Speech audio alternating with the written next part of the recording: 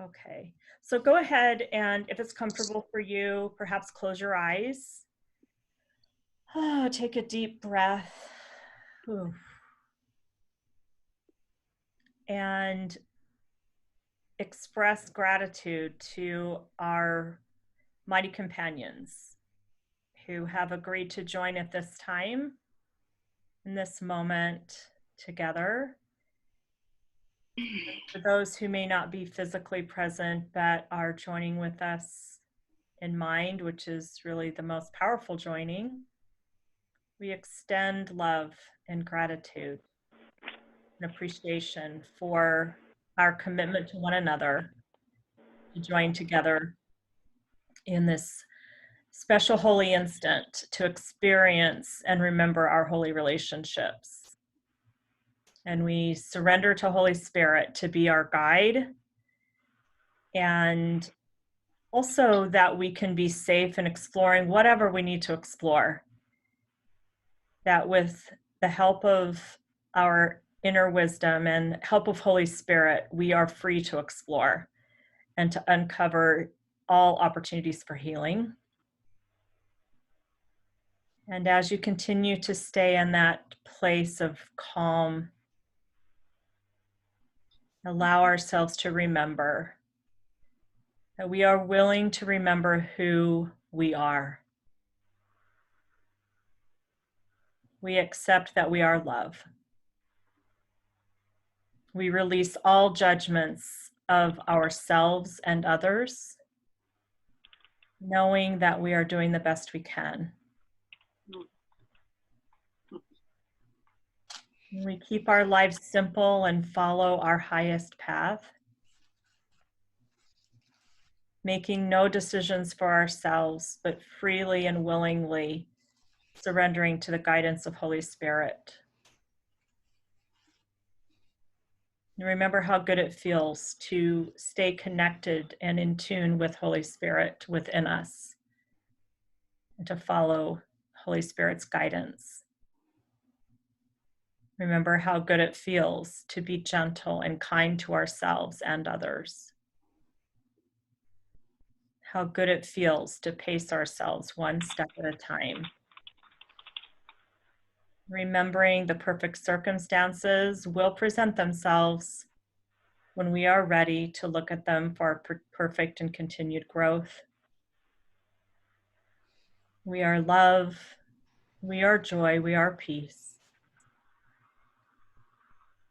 And we express gratitude to our true selves that we are willing to show up and receive any insight necessary for our continued growth. And so it is. So it is. And so it is. Amen. Amen. Thank you. Thank you. That too. Yes. So 718, thank you for joining. If you want to give me your first name, and I'd just love to. Yeah, it's Carolyn. I'm so sorry I joined late. I finished work a little late, but I was hoping I could just join in. So thank you so much. I hope I'm not interrupted by a work call. Sorry about that. Well, you're right on time, Carolyn. Thank you. That I know to be true. Nice to be here. Good, good. All right. Thank So you. we're on page 206 of the course. Would you remember the Father? Who would be willing? We're just going to look at 2 paragraphs tonight. Who would be willing to read paragraph 17? Would you remember the Father? I will. Thank you, Elizabeth. Would you remember the Father? Accept his Son, and you will remember him. Nothing can demonstrate that his Son is unworthy, for nothing can prove that a lie is true. What you see of his Son through the eyes of the ego is a demonstration that his Son does not exist. Yet where the Son is, the Father must be. Accept what God does not deny, and it will demonstrate its truth. The witnesses for God stand in his light and behold what he created. Their silence is a sign that they have beheld God's Son, and in the presence of Christ they need demonstrate nothing, for Christ speaks to them of himself and of his Father. They are silent because Christ speaks to them, and it is his words they speak. Every once in a while, I am able to read the course and receive the love and see the love and inspiration and guidance and not be frightened. Because it's not always the truth. Sometimes I read the course and I think I'm not getting that, I'm not seeing that, I'm not hearing it. But every once in a while I have a holy instance where I just feel like I took the most amazing spiritual light-filled shower. And as you read that, Elizabeth, that's what I experienced right there. That's great. You know, would I remember the Father? That's something I can take with me all day long. That could have been helpful for me all day long today as things continue to show up that, you know, that I allowed myself to potentially go into a tailspin. And I could just say, well, are you going to remember the Father, Lorendi? Are you going to accept his Son and remember him? You know, and that's okay, because I'm ready to do it now. I'm ready to commit to do it now, because nothing can demonstrate that his Son is unworthy, for nothing can prove that a lie is true. So it doesn't matter what I'm experiencing, what I'm perceiving. The truth is still that I am his Son. I am the sonship. And I do want to remember the Father. That's the truth. I might temporarily forget, but on the whole of things, I do want to remember the Father, and I do want to see his Son through what you see of his Son through the eyes of the ego is a demonstration that his Son does not exist, yet where the Son is, the Father must be. That's what I want to remember. And it's okay too if situations come up where I don't remember, because that's just an opportunity for me to see, oh, there's another example. There's another time when I forgot temporarily. It's like our friend Dave Brisbane says, Sheila, the good news is there's no bad news. Exactly. Right? Doesn't he say that? Yes, he does. Yes. Yes. Mm-hmm. And the witnesses for God stand in his light and behold what he created. Their silence is the sign that they have beheld God's Son, and in the presence of Christ, they need demonstrate nothing. So all of my doing that I'm constantly thinking I have to do, I get to, it's like being at the best spa. I'm going to just sit there because there's nothing I need to do. And just be present. So anyone experience that paragraph differently? Or how did you experience it? Well, for me, whenever I look at it, I always try to remember that the Course is either talking about love, that God is love, and that the Creator is love, and what created us was love, you know, because it talked about how, you know, everything is basically either love or fear. And so when I read it, when it said, would you remember the Father, would you remember the Creator, would you remember love, and that if I accept you, then I will remember God. So if I accept that you are love, if I accept that you are the creation, then that's how I'll remember God. So I love how the Course continually reminds me that we are the same, that we are just an extension of God. So if I really see you, if I really remember you, what you really are, and I remember what I really am, then how could I not remember what God is?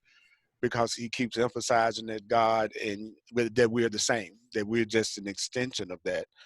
And then that next line was one of my favorite ones too. Nothing can demonstrate his Son is unworthy, and nothing can prove that a lie is true. So no matter what my ego does, no matter what I hear, no matter what I tell myself about any of you, then nothing can demonstrate that you are unworthy. So it doesn't really matter what I believe about any of you. It can't change what you really are. And it can't really change that love that you really are. So nothing can prove that a lie is true. And the biggest lie to me is the idea that we're separate from God and that we're anything other than love and anything other than spirit.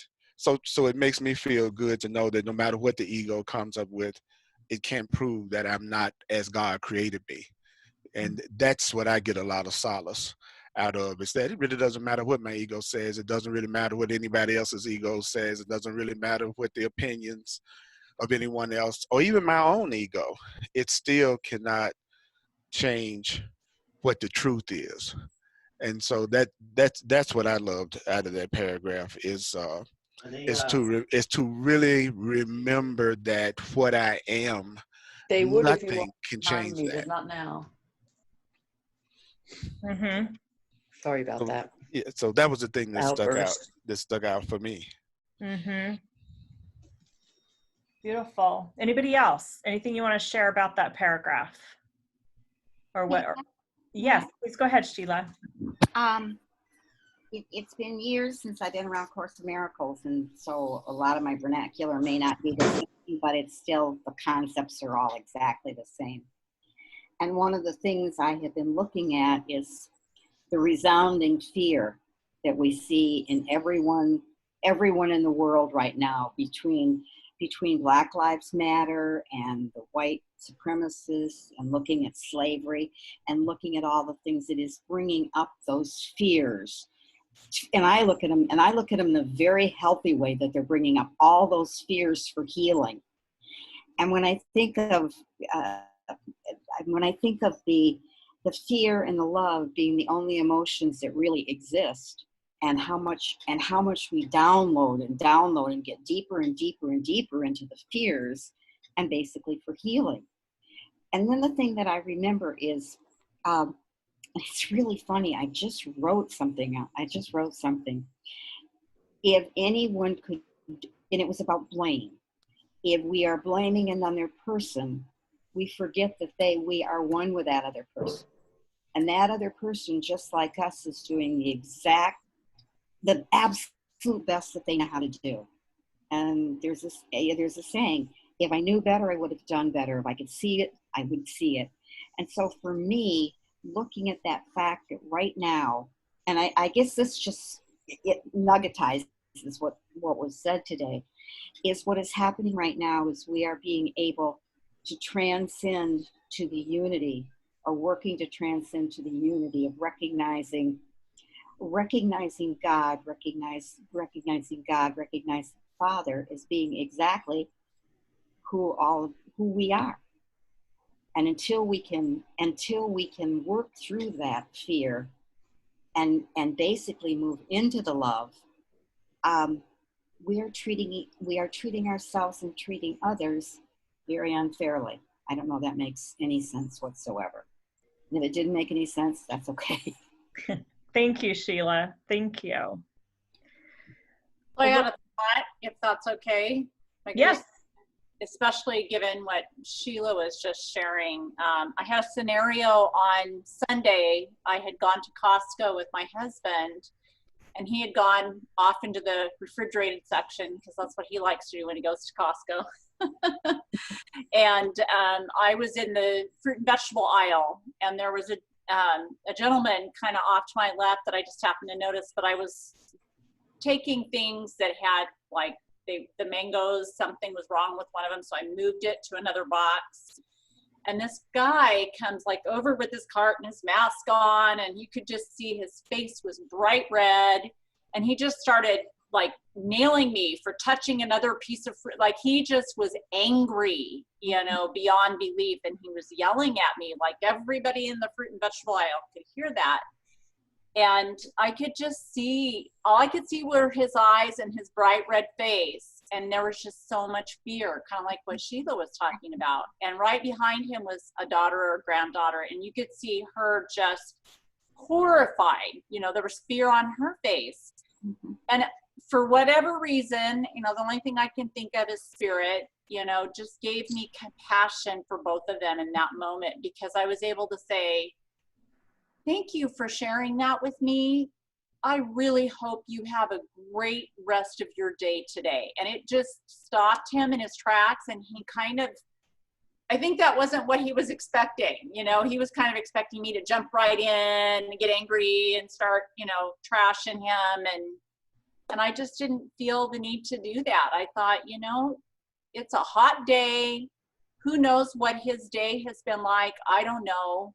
So how can I, you know, help to be a part of the solution and reduce the fear here? So I just brought the love and compassion that I could, you know, bring with spirit. And, you know, it really kind of deflated that situation, if you will, in a way that was hopefully positive for him. And then I just spent the rest of the day, whenever that incident would come up in my mind, just blessing him, praying for him, and asking for spirit to just bring love his way, because I just felt so bad for him. Whatever was going on was really, really painful to him, that he felt the need to become so volatile, you know, and so it was really important to not react, but to respond in a loving way. So that's kind of my story. Hopefully that makes sense to what we're discussing. Thank you. Thank you. So let's read the next paragraph, and then Earl, I'm going to turn it over to you. So, so do you want to read that next paragraph and just begin, or what would you recommend, Earl? How much time? You have about 20 minutes, 25 minutes. Okay. Yeah. Okay. Great. One of the things I want to start out with, let me just start out with the comment that you just made about being in the store, what happened when you were out in the lab. That paragraph we just finished, it said, "Accept his son, and you will remember him." Okay, so when the guy was making that big call for love, what's your name again? That was just talking. Sheila, is that Sheila? Sheila. Shelia. Okay, because what I try to do all the time with the course is, how can I make it practical? How can I take the Course in Miracles and really see how it's being acted out in my experience in real time? So when you were just talking about that, the first thing that hit me was how it was a really great example of the paragraph that we just read. It says, "Would you remember the Father, accept his Son, and you will remember him." And so, Shelia, you accepted who that person really was. You accepted who that person really was. And then you remembered God, because you took that situation and you took it as an opportunity for you to remember the truth and for you to remember God. So it's where other people would have just defended and attacked, you use that situation to remember God or remember the truth, because you accepted God's creation. You accepted God's Son. And so you use it as a teachable moment for you to remember. Then the next line says, "Nothing can demonstrate that his Son is unworthy." And so even though that person came at you in a very aggressive call for God way, call for love way, nothing that that person said to you demonstrated that that person was unworthy. You didn't come from a place that he was unworthy. You came from a place that he was worthy, even to the point of saying, "I don't really know what he was going through, and I just saw the fear in his eyes."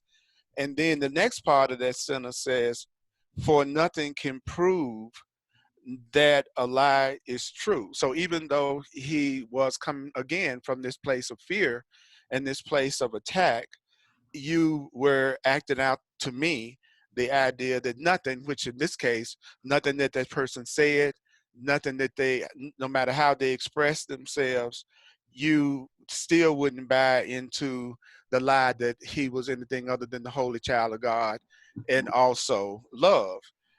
Then the next sentence says, "What you see of his Son through the eyes of the ego is a demonstration that his Son doesn't exist, yet where the Son is, the Father must be."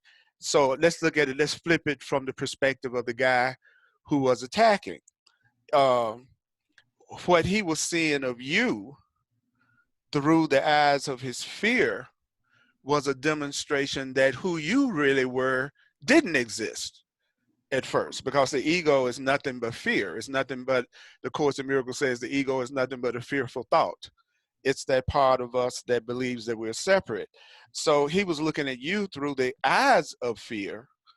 And so what he was seeing was a demonstration that the loving being you are didn't exist, because his fear had told him that you were not a loving being because you dared touch the fruit. You know what I'm saying? So from his point, from his It's been a problem since time began, Earl. Keep touching the fruit. yeah, I know. That was a loaded statement that I will not. I will. I'll share more about that in the advanced group. Okay. So what he was looking at, he says, what you see of his son through the eyes of the ego, which is the eyes of fear, is a demonstration that his son doesn't exist. Yet where the son is, the father must be. So Shalia, when you were being, I hope I'm not murdering your name, but you know what I mean. I could just say the holy child of God. Uh, uh, he said, yet where the son is, the father must be. So, we are that love, and we were created by love. So where you were, God was. And you responded to what he was saying with love, but he was looking at you through the eyes of fear, which, like I said, is a demonstration that the child of God did not exist, that you didn't exist. And that's what's happening right now. All the anger and upset that's going on is a demonstration that love doesn't exist to those who are in the fear and the anger and the love. Is anybody else seeing a blank screen with the name Carolyn? No. Okay, all right. I keep getting sometimes just a blank screen with a green phone on it. Okay. So that was to me that was an example of what we just read, and then it says, "Accept what God does not deny, and it will demonstrate its truth." And God doesn't deny that we are love, and if we don't deny we are love, then it will demonstrate its truth. So by you not denying that you are love, and you were an example of the demonstration of truth. You were a demonstration of the love. You took what the Course in Miracles is teaching, and you made it more than something theoretical.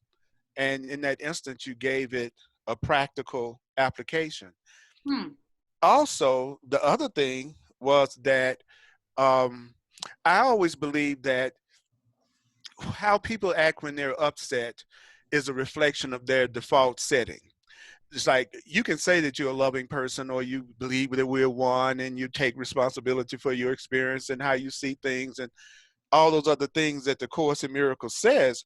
But it's really when something upsetting happens that you see what a person's programming is. Because, we all know everybody can talk really spiritual and high as long as it looks like their script is being acted out and everything is going the way that they think it should. And that the real example of somebody practicing the Course would be somebody who could maintain their peace regardless of what's going on the outside, on the outer. And so for you to have something on the outer trying to demonstrate that the love that you are doesn't exist, but you saw it as a call for love and you responded with love, then that was a demonstration that you have accepted yourself in the way that God doesn't deny, and you were a demonstration of that truth. So you were really witnessing for God, and you really did. Your silence, it says their silence is the sign that they beheld God's Son. So your silence, or rather the peace that you expressed, was a sign that you saw God's Son in front of you, that you saw God's child in front of you. And so that was, and in the presence of Christ, they need demonstrate nothing. Christ speaks to you of himself and of his Father. So I just see that as a moment where you reflected how much you really accepted the principles of the Course in terms of accepting yourself as God created you and accepting yourself as love. And then you turned around and you demonstrated that no matter what that person said to you, no matter how they approached you, uh, they couldn't prove that a lie was true, because the lie, you would have proved the lie was true if you had attacked him back or you had been defensive. Then, but you demonstrated that you weren't anything like he was projecting on you that you were. You know, he was seeing you as a danger to him. He was seeing you as a threat. He thought he had to defend himself. And you demonstrated that you were not a threat. And so the ego was all ready to attack and defend. And you did exactly what the Course says. You proved that peace was stronger than war. And then that stopped him right in his tracks. So that made you a living demonstration that God existed in the fruit section. And so that, so to me, that was such a beautiful example of what we are hearing and what we are studying right now. And then the next line in that next paragraph, every brother you meet becomes a witness for Christ or for the ego, right? So it's so. And then one of my favorite things with working with the Course for over 4 decades, because that's when I got hooked on it, has been to memorize and to learn as much as possible the definitions that the Course in Miracles gives for the terms that it uses, because I've seen how much that people can be blocked with the Course by getting caught up in the form that is written in, the terminology and the way that it's written, and sometimes they miss the meaning, that the form that is written in isn't what's important, even though I understand that many times people get upset with the masculine terminology or the Christian terminology, which in and of itself proves that they still need to, they have some stuff that they need to work on within themselves, because anything that makes you give up your peace for any reason is something I need to reperceive and something I need to look at differently. But one of the definitions that the Course in Miracles gives of brother is, he says a brother is an equal. So a lot of times when I see that term, I would simply say every equal you meet, because seeing each other as equals is the same as seeing each other as one, because we're seeing each other as the same. So every equal you meet becomes a witness for Christ. And of course, Christ is love, right? So it's that he says that Christ is the one self we all share, that one self we share. And that one self we share is love. So every brother you meet becomes a witness for Christ, or and it says, or for the ego.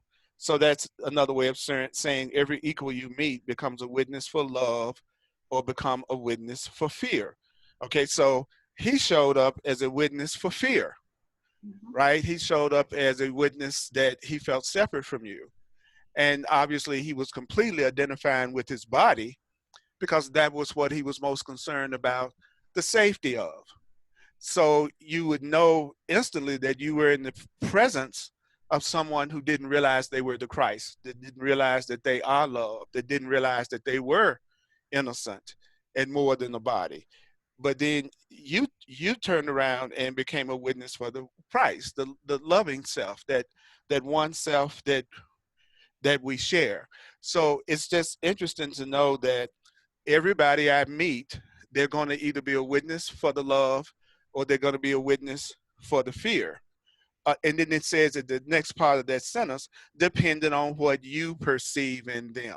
So you became a witness for fear at first to him, because that's what he was perceiving in you. So you represented a danger to him.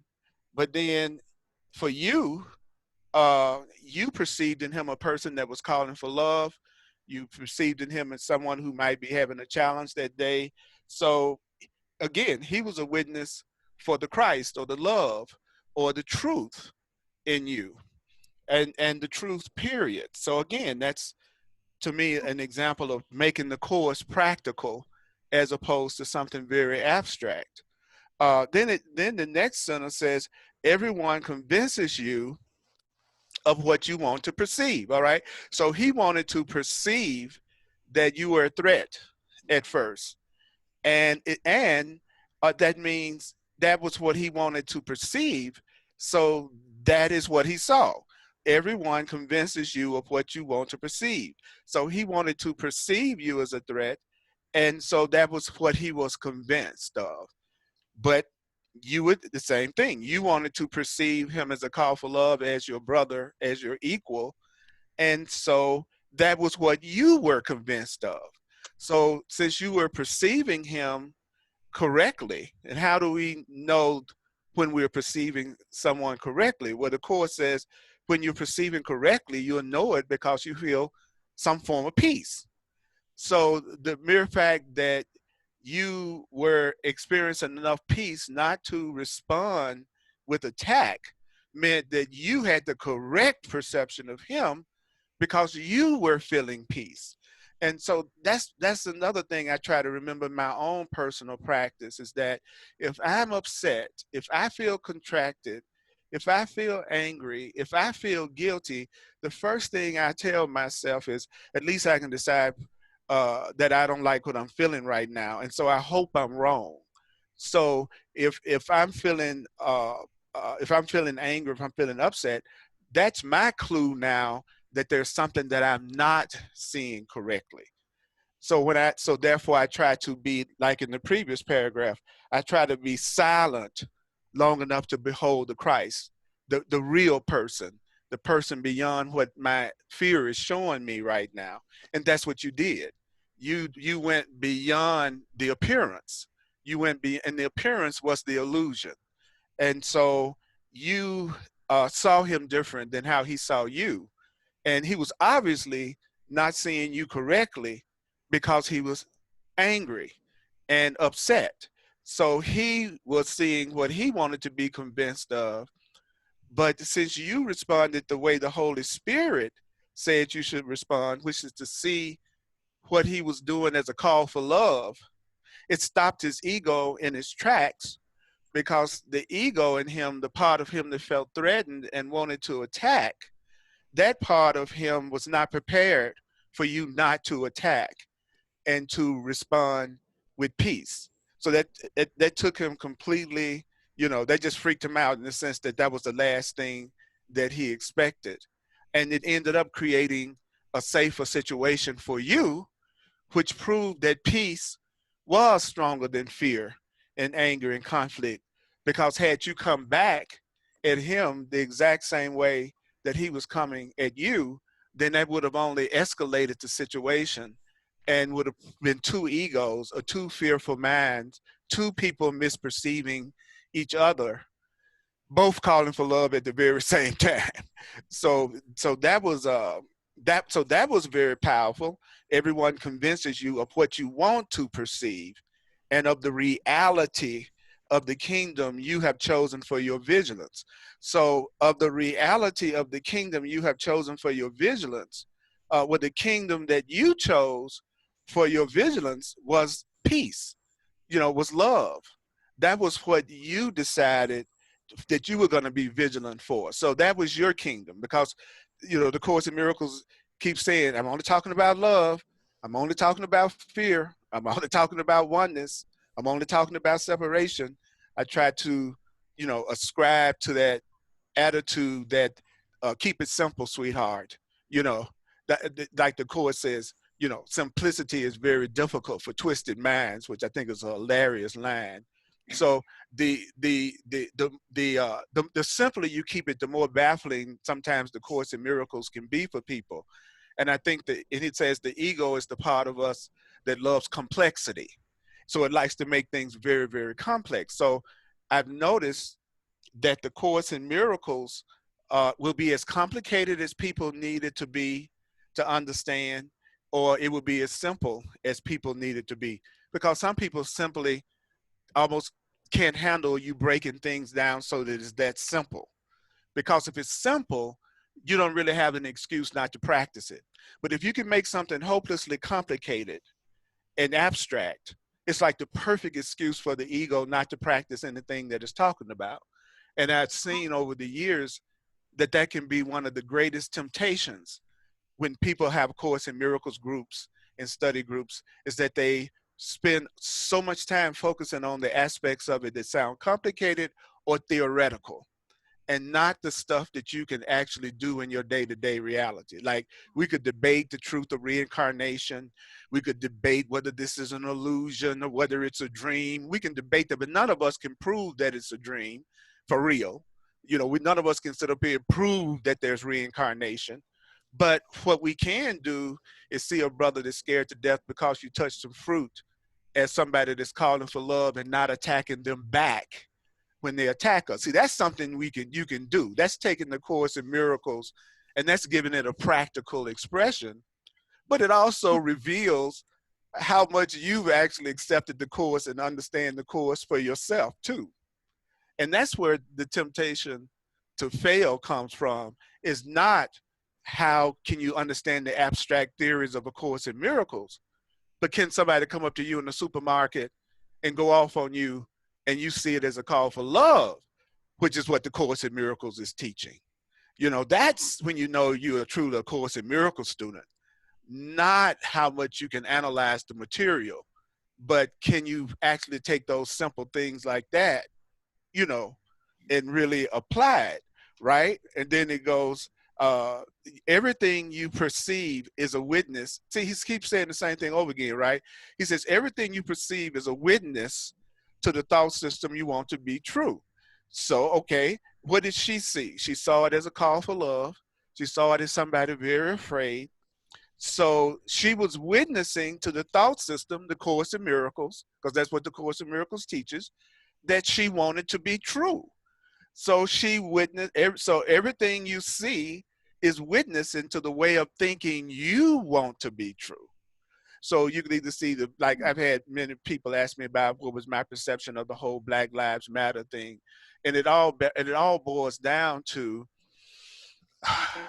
it all boils down to, am I going to be a witness for the thought system I want to be true? Or am I going to be a witness of the thought system that I feel like I'm a victim and that I'm separate from everything and everybody's separate from me and everybody of another color body is my enemy and they're out to oppress me? I can buy into that thought system very easily, and my ego could come up with many justifications for feeling like I'm a victim because of the color of my skin, my body skin, excuse me. Or I could be a witness that what I'm seeing is a great big call for love, and that I've got to demonstrate the kind of peace and the kind of love that I would like to see in my life, which means I can't approach even those who seem like they're my enemies, like, you know, well, the way that the police are seen or whatever. If I want to witness to them as being my enemy, then I'm going to experience that, because I'm going to always experience what I ultimately believe and what I'm looking for. So this is another time for me to see if I'm going to do exactly what you did in that supermarket. Am I going to use what's going on and what happened with George Floyd to witness to the ego and the separation and the anger?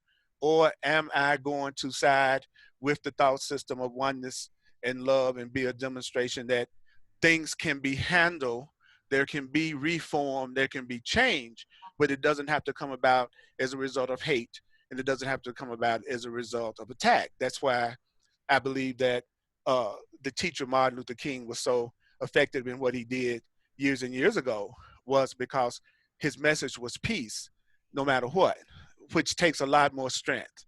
So I want to be a witness to the thought system of love that the Course is teaching me, that I want to be true.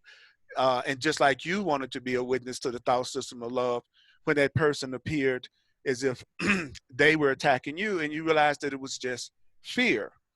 And then he says, every brother, which we say is an equal, he says, every brother has the power to release you if you choose to be free.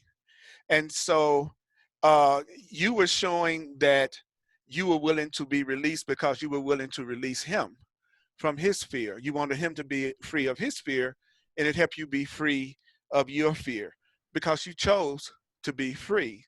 And then he says, you can't accept false witness of your equal unless you have evoked false witnesses against him.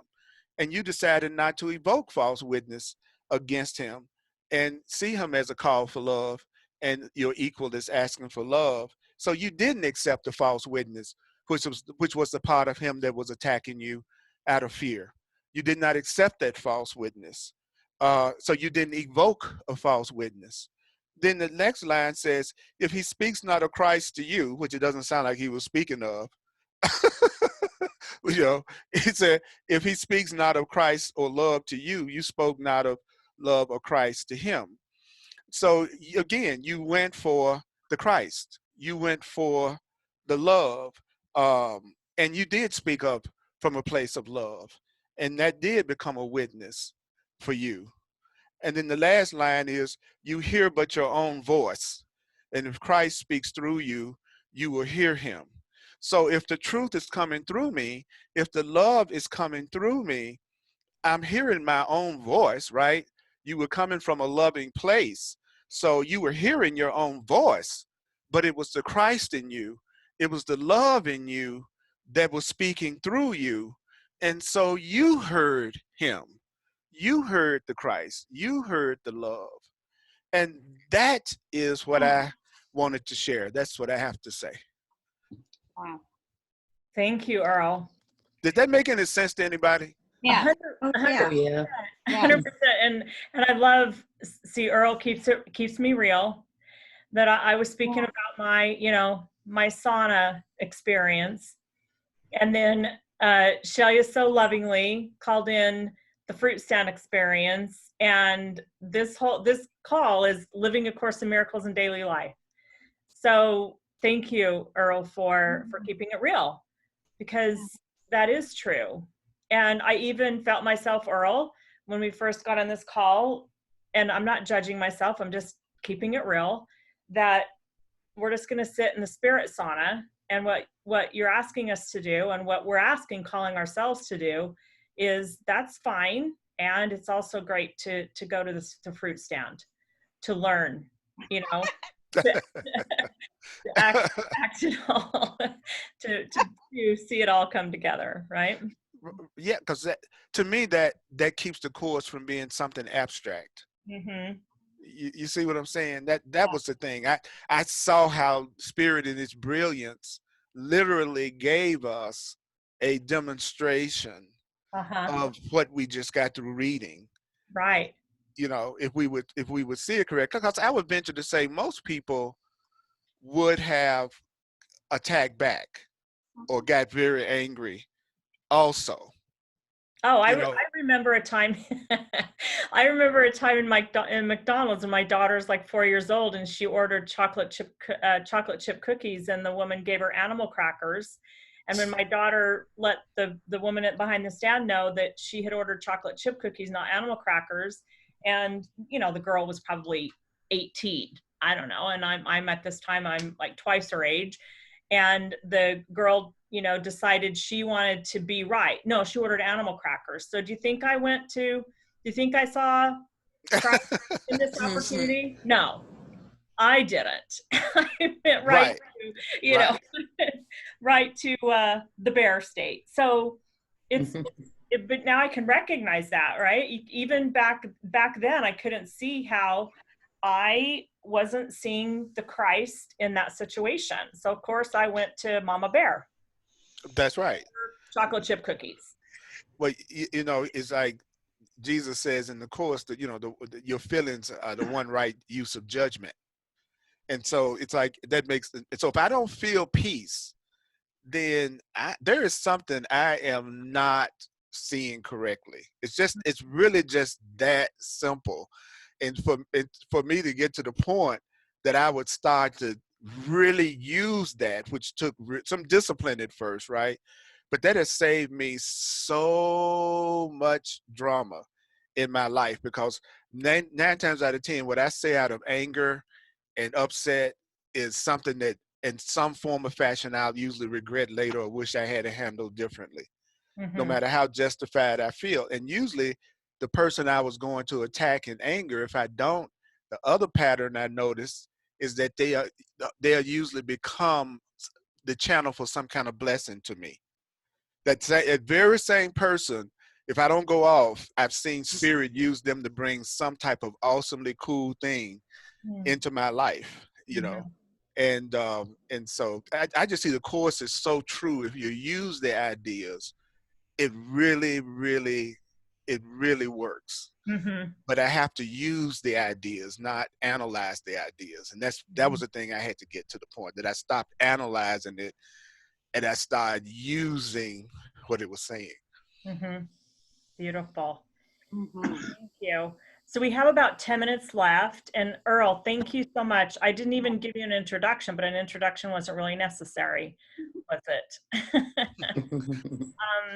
So does anyone have any questions or blessings that you want to give to Earl as he shared with us?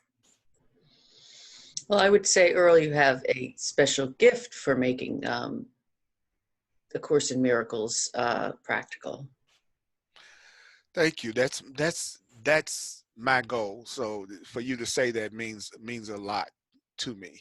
Thank you. Did you know people binge watched you on YouTube? No, I Not didn't. until a couple days ago.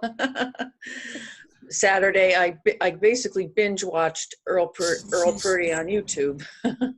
Thank you for seeing value in It what just the kept Holy going Spirit too, said. like it does on Hulu or whatever. It's just kept going Okay. from one episode to another.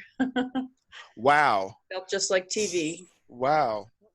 Thank you. And I needed my reset button set, so pressed. Me too, Elizabeth.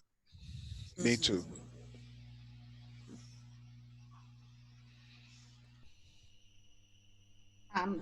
Raj, I would like to thank you. Can you hear me? Yes. Yeah. I would also like to thank you. You gave me oh, hang on, I'm sorry. You gave me a real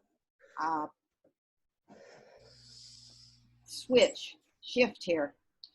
And when you were talking the difference of call for fear or a call for love and the call for fear not being complex, always having to make everything complex instead of just looking at it as a call for love or a call for fear. And how many times that I recognize my own mind in it going, and it's making so many complexities. So what you have left me aware of is the conceptual, the theoretical things that I run through my mind and it makes everything complex. Mm-hmm. And I really thank you for bringing that to my attention. You're very welcome. Absolutely. I believe I teach best what I need to learn. Yeah. You know, and that's why I do it, is because I need it the most. Obviously, if I see myself as playing a role of a teacher, then that means I'm really the one that needs to get it. That's the way I look at it. Can't just be a student. You got to be a teacher. You know, that's right. I'm learning, so I can't forget what I'm always reminding somebody else of. And that's why I love to teach, because I know in the world, we're not going to hear the thoughts that the Course in Miracles says usually out in public or on TV or the news or anything. So it's in situations like this that we get a chance to reinforce our belief system. And that's a great gift that we have each other to do that. And I also love the great interpretation. You took those two paragraphs, you took the experience that Shala had, and the interpretation and how you brought it back to the course, I think was exceptional. And plus, I love your glasses. Well, that's what it's about, you know. I know. You did well. Well, I tell people, ask me about them, I say, I'm just trying to remember to look at you through the eyes of love. It's like it's an instant remembrance, and it changed. If people had any idea how many smiles I get a day from total strangers just from wearing these glasses, I went, oh, you mean all I had to do was get a pair of plastic glasses, and I've been studying for 40 years, and all I needed was a pair of glasses to get love, to be coming back from the world. Which I had to realize everybody's going to be wearing those glasses. I'm doing it. I'm telling you, it's amazing how people react to it. You know, because everybody wants love. They want love. They want, they want it. You see immediate humor and love. Mhm. Fine. Anybody else? Anything that you want to share? Meg. Hi. Thank you, Earl. I really enjoyed the way that you read it. The paragraph gave examples and how kind of things progress. Thought that was beautifully done. I like that you spoke about what's like currently divisiveness. Everybody's climate's a little bit different, you know, and it really is it's you know, we all, you were correct, like we, you know, their life is maybe not perfect, but you know, to see a situation from that understanding that one side of it or one part of it is seeing it from fear and one maybe is seeing it from love, like you brought up Martin Luther King Jr., and that is how he kind of he fought hate with love or fear with love, and you know, and that spoke bigger volumes than anything, and it really you know, I don't know, it was just as I was listening to this and as you were breaking down this incident that had happened, the breakdown of it. And I'm thinking about in recent times, slight confrontations here and there.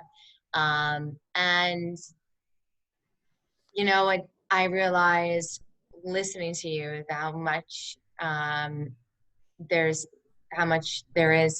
coming from like fear-based beliefs. And I'm like, okay, you know, and like you said, you know, if it's not coming from ego, if it's coming from, you know, the Father himself, or if it is coming from God, like you feel at peace with what you say. You don't need to psychoanalyze absolutely everything. You're so on point with that. It just could be a couple of lines, and that will speak far more volumes and lines and actions. You know what I mean? That'll speak far more. That should speak louder than you know people putting little fires here and there. So I just wanted to thank you for sharing, and really like such an eye opener. It was excellent. You are excellent. Well, thank you for your correct perception. It's 100% correct. I know. Yeah, I can tell that by how I feel. Thank you. It was awesome. Thank you. Thank you. Okay. Well, we're coming up close to the end. Let's just go around 20 words or less. What was helpful for you tonight? And I'm going to just call, and if you don't want to share, you can just say pass, and that's completely acceptable. So I'm going to start on my top right. Veronica, what was helpful for you tonight? Well, it was all good. And what I got out of it is kind of what I've been going through all week. And I am responsible for what I think. And I am responsible for what I see, my perception. And the barometer for like, what am I listening to? Am I listening to the Holy Spirit, or am I listening to the ego? Is how do I feel? If I feel crappy or whatever, I'm listening to the ego. And it's so funny because I just had an incident like right before I got on this call where I was watching the news because I like to see what's happening. So I like to watch the world news, and I was just watching it. And like my partner was getting engaged in it, and I didn't want to get engaged. Like I was getting ready to, get on this group, and I'm just like watching the ego in action. Mm-hmm. I don't have to engage in it because that's not my perception. I have a different perception of what's going on, and I don't know. So thank you, Earl, very much. I love you. I love watching you. I love when you sing. I sing along with you because it really drills it in there. I am responsible for what I see. I am responsible for what I see. I love it too. For what I told think. somebody I was being serenaded Thank you. Beautiful. Thank you. Okay, Shalia, what was helpful for you tonight? Well, I loved the idea that I don't have to analyze everything so much, because that is one of the things, as Lorendi will testify to, that, you know, we grew up analyzing everything. And so sometimes I can get into that, and really it's quite simple. It's either fear or it's love, period. Thanks. Awesome. Mm. Holly. I just loved it all also, but I would say my grapple is really with myself. As I study the course, I know, and when I still slip up, like Shalia, hats off to you. When I find myself still acting out of ego and being drugged down to those depths and acting from that place, I feel really bad, and I really beat myself up because I know better, and it's harsh, and I have to see the lesson in that. So yeah, it's just all amazing work. Thank you. Thank you. Carla. What was helpful for you tonight? Or what blessing would you like to share? The most helpful thing to me. Hey, Mr. Purdy. What's up, Miss Carla? It is Miss Carla. So what was most helpful to me is to, of course, hear the truth, hear laughter, and my own silence. Yeah, that's keeping it succinct. Very simple. Thank you, Carla. Susan. Thank you, Earl. I really enjoyed the exploration of the real world, real time example of when it's so easy to lose your peace, and just a good in-depth exploration of how to keep the peace instead. It's great. Thank you. Wonderful. Ying Ying. Oh, thank you so much for just reminding me of all the stuff I need to work on. And I love your passion for, you can tell you really believe in what you do and enjoy it. It comes through. So thank you. Thank you. Thank you so much. Carolyn. Yeah, thanks everybody, and thank you, Earl, for all your contributions and description and all. I think the emphasis on love was the most powerful thing, and hearing all the examples, and basically, especially about hearing about the negative, angry folks and how to live the Course in Miracles in the moment, you know, even when you're approached by tough, angry, you know, defensive people, stay in love. So thank you for that. Stay in love. Wonderful. Who did I miss for a takeaway? Who did I forget for a takeaway? Anybody? Okay. I Earl. didn't really give a takeaway out. I didn't really say a takeaway, but my takeaway from everything was just like, we are one. Nice. Thank you. And so just on a side note, a couple of things to be aware of. We do have, you go to miracleactivationcenter.com, our events page. We have quite a few events coming up. We're starting a Healing Inner Child workshop, 8-week course that's coming up. You can find out more about that there.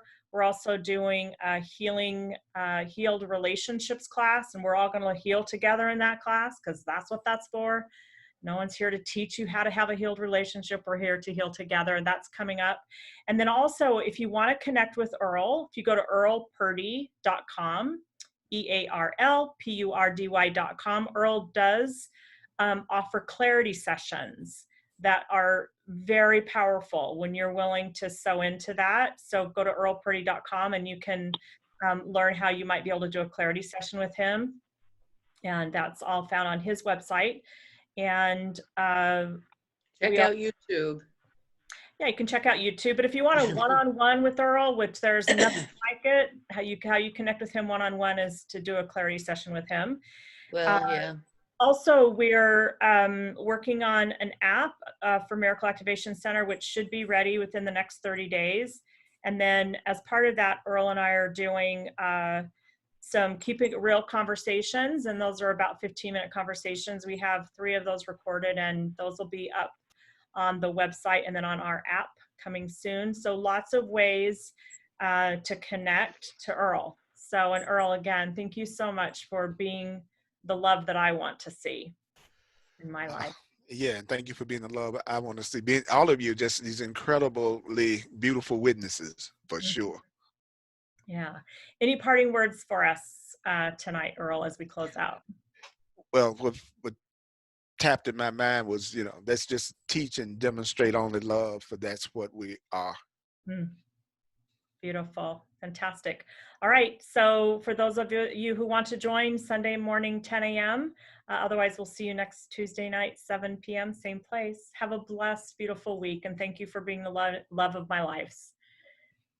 Thank you. Thank you. Thank you. Thank you, everyone. Thank Thank you. you. Bye. You. Have a Bye-bye. great night. My family. Thank you. Bye-bye. Bye. Bye-bye.